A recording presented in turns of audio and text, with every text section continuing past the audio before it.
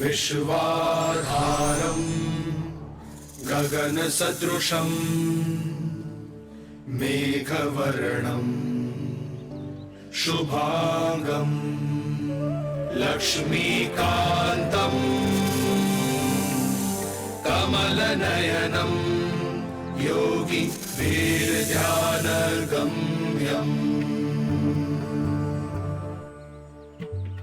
वन्दे विष्णुं भवभयहरं सर्वलोकैकनाथम्।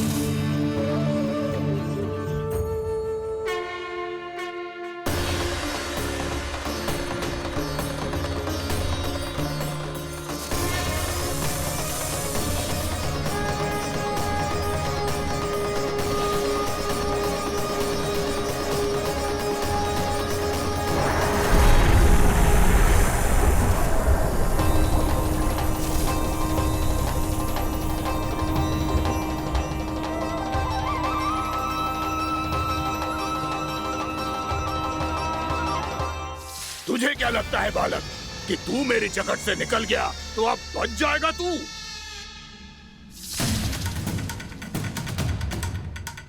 मेरे विष से अपनी प्राण रक्षा करने में सफल रहा, मेरी जकड़ से भी छूट गया, पर मेरे दंश से नहीं बच पाएगा।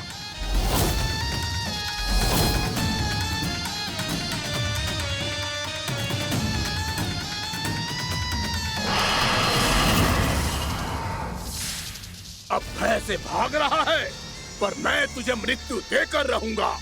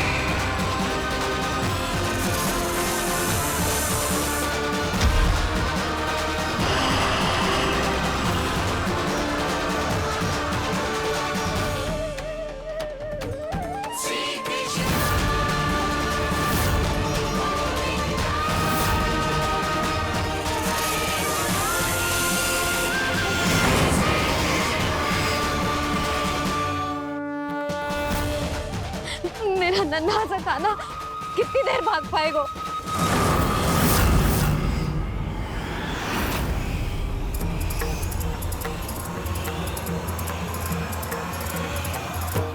और कितनी प्रतीक्षा करोगे मेरी भक्त कालिया? भक्त नहीं, काल हूं मैं तेरा। जब अहंकार का मुकुट बुद्धि को ढक लेता है तो भक्त अपने भगवान को भी नहीं पहचान पाता। व्यर्थ की पहेली में मत उलझा बालक, ना मैं भक्त हूँ और ना तू भगवान।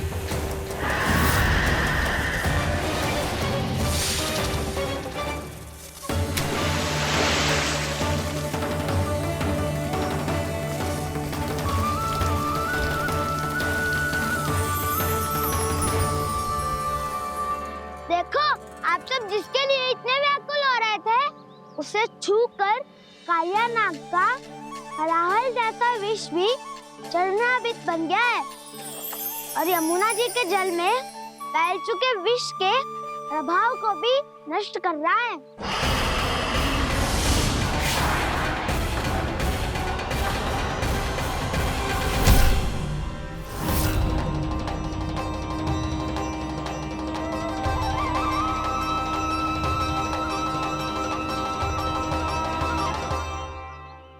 धर्म रक्षक अधर्म विनाशक प्रभु श्री कृष्ण का कौशल सचमुच अद्वितीय है। नारायण नारायण।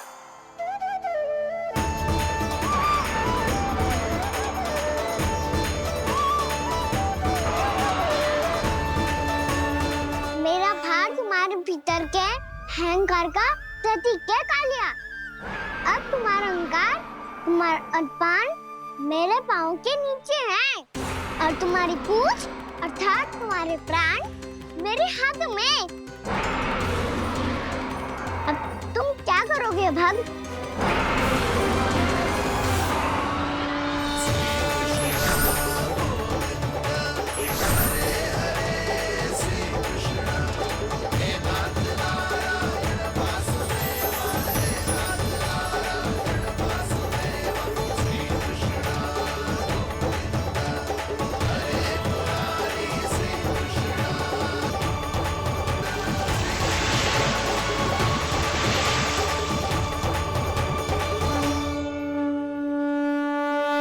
प्रभु, भले ये आपको पहचानने में असमर्थ हो, पर हम सब ने आपको पहचान लिया है। हाँ प्रभु, एक भक्त होने के नाते और एक अर्धांगिनी और माँ होने के नाते मैं आपसे इनके प्राणों की भिक्षा मांगती हूँ। अपनी कृपा दिखाइए और इन्हें क्षमा कर दीजिए। आपके लिए मित्र और शत्रु में कोई अंतर नहीं प्रभु। उसी तरह आपकी कृपा और दंड में भी कोई अंतर नहीं। दोनों दया ही तो हैं, अकारण ही किसी को प्राप्त नहीं होती। हमें विश्वास है कि हमारे पति को मिला ये दंड कोई अभिशाप नहीं है, आपका वरदान है। ये सत्य है प्रभु कि इनसे बहुत से पाप हुए हैं। इनके विष से बहुत सारे जीव जंतु को हानि पहुंची है, पर अब आपके चरण इनके शीश पर पड़ गए हैं। ऐसी कृपा तो बड़े बड़े महान महात्माओं को भी दुर्लभ है और इन्हें प्राप्त हुआ तो अवश्य ही ये किसी महान पुण्य का ही फल है। हे प्रभु, उन्हीं पुण्य कर्मों की शक्ति का आह्वान कर मैं आपसे विनती करती हूँ, इन्हें प्राण दान दीजिए। मैं अपने इस भक्त को क्षमा अवश्य करूंगा देवियों, यदि ये अपने अहंकार को त्याग कर मुझे पहचान ले तो।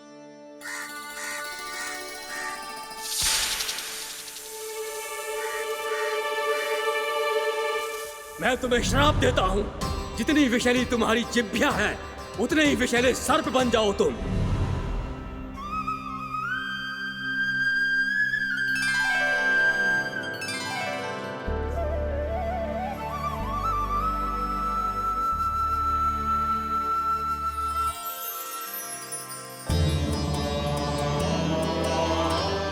नारायण, मुझे क्षमा कीजिए नारायण।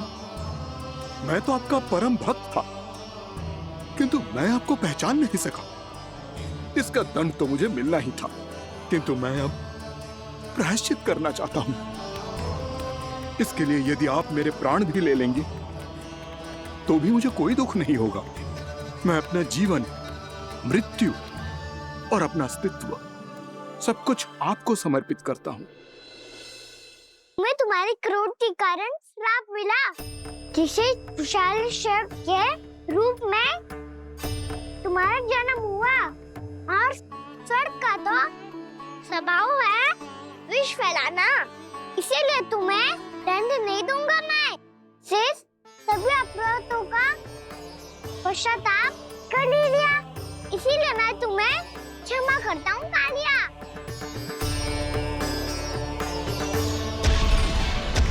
पर तुम्हें यहाँ से दूर समुद्र के बीच जाकर रहना होगा, जहाँ किसी निर्दोष का जीवन तुम्हारे विष से प्रभावित न हो। मैं चाहकर भी आपकी इस आज्ञा का पालन नहीं कर सकता। मैं असमर्थ हूं प्रभु, क्योंकि यदि मैं इस क्षेत्र को छोड़कर गया तो मेरी मृत्यु निश्चित है। आपसे क्या छुपा है प्रभु? आप तो जानते हैं कि सर्प जाति और आपके वाहन गरुड़ के बीच अनंत शत्रुता चल रही है, जिसका प्रारंभ नागों के द्वीप नागालय से हुआ था। उस द्वीप पर छोटे जीवों को निगल जाने के लिए सर्प थे और गरुड़ को सर्पों का स्वाद बहुत प्रिय था, इसलिए वो बार बार नागद्वीप जाने लगा था। पर इस कारण पूरी सर्प जाति उससे आतंकित हो गई थी, इसलिए जब भी गरुड़ वहां पहुंचता तो सभी सर्प छिपने लगते। जब गरुड़ को इसका आभास हुआ तो उसे बड़ा क्रोध आया और वो उत्तेजना में भरकर सर्पों का शिकार करने लगा। भूख ना होने पर भी उन्हें मारने लगा। अब सर्पों के प्राण हरना उसके लिए खेल बन गया था। इस भीषण समस्या का समाधान ढूंढने के लिए पूरी सर्प जाति महान सर्प वासुकी के सामने इकट्ठी हुई। हे महान वासुकी, हमारी सहायता कीजिए। नागद्वीप पर गरुड़ ने आतंक मचा दिया है। पहले तो वो हमें अपना भोजन बनाता था, लेकिन अब हम उसके खेल का साधन बन चुके हैं। भूख हो या ना हो, जब तब आकर वो हमारे प्राण हर लेता है। अनुचित हिंसा के इस प्रथा का आरंभ सर्पों ने ही किया है। पहले आप सबने पूरे द्वीप पर अधिकार कर लिया, फिर आहार के साथ साथ आनंद के लिए भी आप सभी ने निर्दोष जीवों की हत्या की। और जब सृष्टि का संतुलन बनाए रखने के लिए गरुड़ आपको अपना आहार बनाने आया, तो आप सब अपने प्राणों की रक्षा के लिए छिपने लगे। तो फिर गरुड़ का उत्तेजित होना तो स्वाभाविक ही था। नागनाथ, जो हमने अन्य जीवों के साथ किया वही अब हमारे साथ हो रहा है, परंतु ये भी तो सृष्टि के संतुलन के विरुद्ध ही है ना? अवश्य है, इसलिए मैं गरुड़ से चर्चा करूंगा। धन्यवाद प्रभु।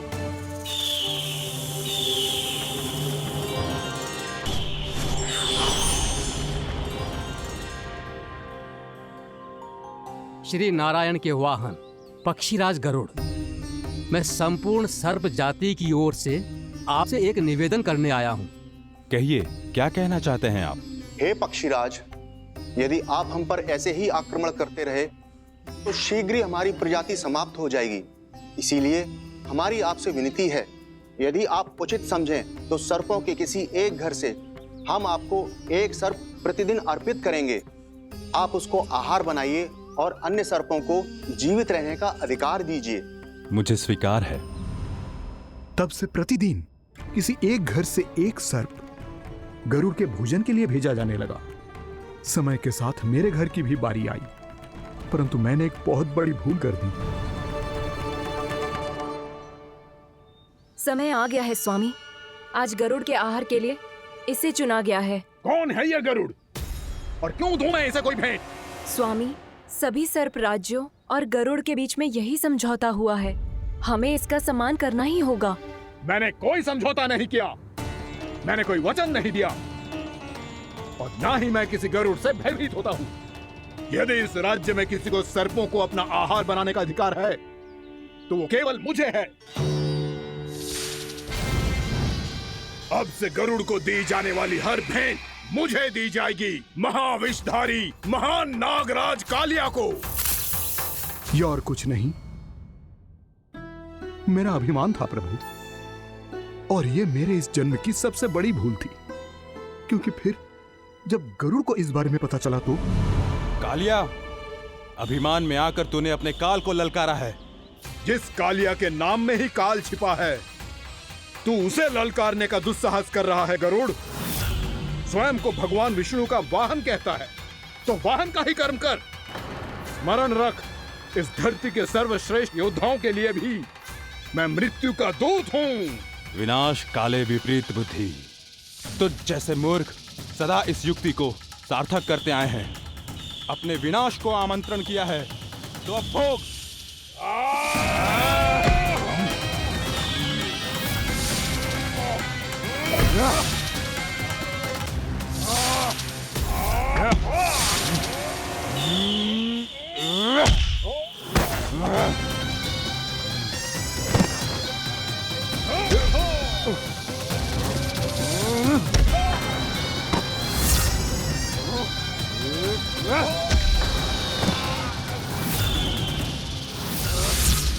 जिसने मेरा भोजन चुराने की धृष्टता की है वो इसी योग्य है। तू मुझे जानता नहीं है गरुड़। मैं महाविषधारी नाग कालिया हूँ। तेरा इतना दुस्साहस कि तूने मुझ पर चरण से प्रहार किया। वाह!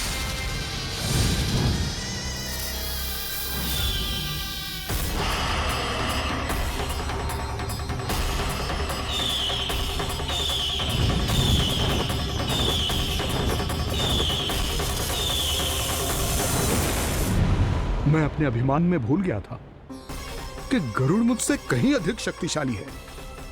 इसलिए अपने प्राणों की रक्षा करने के लिए मैं एक स्थान से दूसरे स्थान भागने लगा। नदियां, पर्वत, यहां तक कि मैंने सागर भी लांघ डाला। पर मैं जहां भी जाता गरुड़ के रूप में मेरा काल वहीं आ जाता। इसीलिए मृत्यु की आशंका से भयभीत होकर मैं अपने बड़े भाई मां कद्रु के प्रथम पुत्र अनंत शेषनाग से राय लेने चला गया।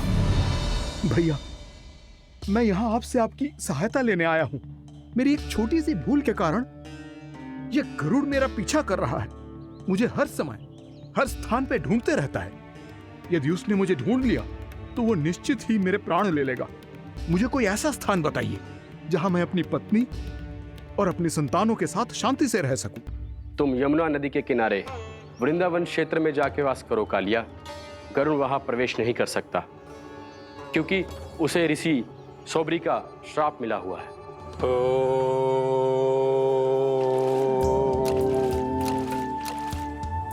ध्यान और तपस्या का नित्य कर्म करते हुए ऋषि के मन में मछलियों के प्रति प्रेम भाव इतना बढ़ गया कि वो भूल गए सभी जीव खाद्य श्रृंखला का भाग होते हैं और मछलियां भी इस नियम की अपवाद नहीं है। उन्हें मछलियों की अटखेली इतनी अच्छी लगने लगी कि वो इस क्षेत्र के मछुआरों को भी मछली पकड़ने की अनुमति नहीं देते थे।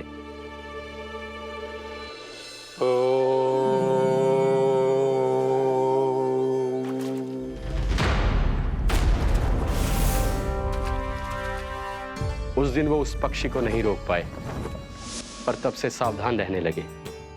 यहां तक कि अपने साधना से भी अधिक ध्यान वो पक्षियों पर केंद्रित करने लगे। ठहरो! इसी क्षण अपनी चोंच में पकड़ी इस मछली को छोड़ दो। तुम्हें इन मछलियों का आहार नहीं करना चाहिए पक्षीराज। ये तो खाद्य श्रृंखला का नियम है ऋषिवर। यदि मैं इनका आहार नहीं करूंगा तो कोई और पक्षी कर लेगा। मैं अपने आनंद या प्रतिशोध के लिए इनके प्राण नहीं ले रहा। ये तो बस मेरा भोजन है। पर यह मेरा तपस्या स्थल है। तुम यहाँ शिकार करके मेरी साधना में विघ्न नहीं डाल सकते पक्षीराज। यदि आपकी यही इच्छा है तो मैं आज के बाद यहाँ नहीं आऊंगा।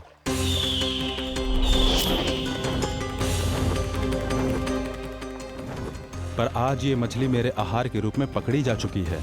मैं वचन देता हूँ ऋषिवर, इस स्थान पर यह मेरा अंतिम शिकार होगा।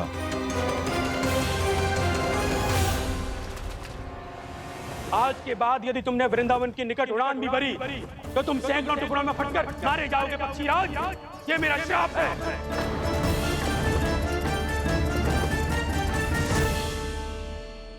और इसीलिए भैया शेषनाग के सुझाव के अनुसार मैं यहां आ गया। पर अब यदि मैं कहीं और जाऊंगा तो मेरे प्राण नहीं बचेंगे प्रभु। डिस्टेंट रहो कालिया। अब से गरुड़ तुम्हें कोई हानि नहीं पहुंचाएगा। अब तुम्हारे फनों पर मेरी पक्षिंग बन गए कालिया। इसीलिए अब से तुम्हें गरुड़ से कोई भय नहीं होगा। निश्चिंत होकर अपने परिवार के साथ गहरे समुद्र में चले जाओ और सुख से शांति से निवास करो। पर ध्यान रहे निर्दोष जीवों को हानि ना पहुंचे। आपने मुझे जीवन दान दे दिया प्रभु। इस उपकार से मैं कृतज्ञ हूँ प्रभु। आदेश दीजिए, मैं आपकी सेवा कैसे करूं? तुम्हारे जल क्षेत्र से 1 कोटि कमल पुष्पों को लेने की अनुमति दे दो कालिया। यही मेरी सेवा होगी। प्रभु, ये तो मेरा सौभाग्य होगा।